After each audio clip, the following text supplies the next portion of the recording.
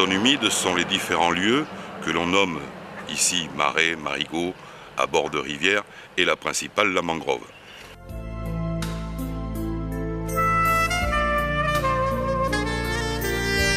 Les zones humides dans la province de Loue-Maritime sont très importantes et très nombreuses, malgré que beaucoup sont impactés par les activités humaines et le développement de l'urbanisme.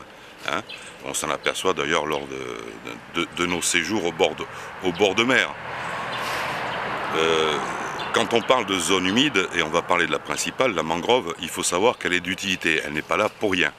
C'est une zone qui permet d'être le tampon entre les eaux fluviales, les eaux douces, et l'eau de mer.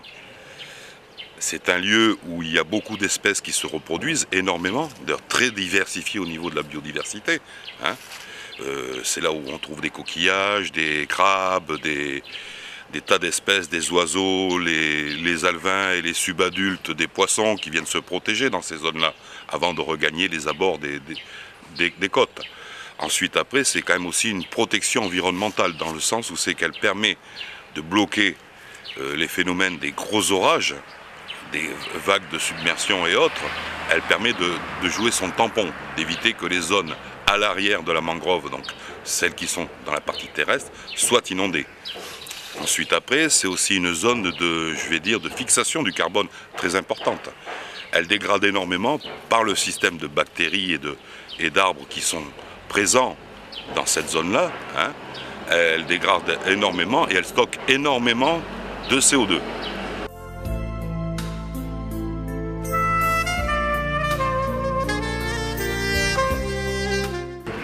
Écoutez, c'est dans le sens où c'est que quand on abat ces zones-là, d'abord d'une part, on fait disparaître cette protection naturelle qu'avait la partie terrestre, et ce qui permet à l'océan, lors de grosses manifestations climatiques, de pouvoir atteindre la zone terrestre, donc l'érosion, voire les inondations. Du point de vue économique, je vous l'ai dit, c'est une zone où c'est que les gens vont pêcher des coquillages, des crabes, des crevettes, des poissons de taille moyenne. Et tout cela, du fait de la disparition de la mangrove, disparaît aussi.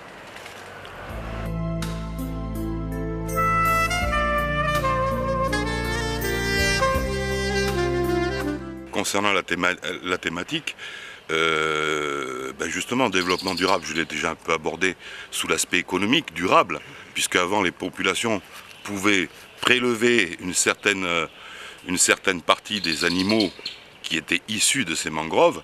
Le fait de la disparition, cette partie économique disparaît. Ce qui permet à malheureusement, ce qui fait que certaines populations se retrouvent sans ce revenu qui était souvent un revenu, d'appoint, qui permettait de faire un petit plus par rapport à d'autres choses. Et cela disparaît.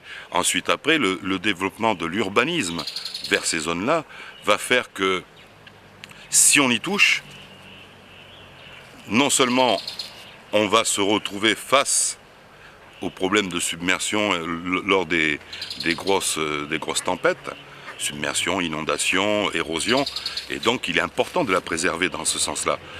Si on a des zones où c'est que l'on construit et qu'il n'y a plus où la mangrove était présente, c'est qu'il y avait une raison, c'est pas pour rien, la nature ne s'installe pas n'importe où, n'importe comment, c'est qu'elle protégeait quelque chose.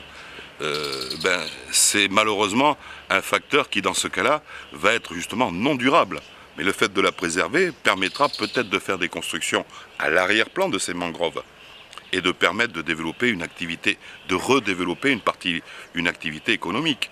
C'est pour ça que souvent je me suis insurgé quand le projet d'Olam d'installer un port en eau profonde avec la zone franche du côté vers le Cap, là, qui était prévu de détruire toute la mangrove qui était là et qui protégeait cette zone-là ainsi que la ville de Port-Gentil.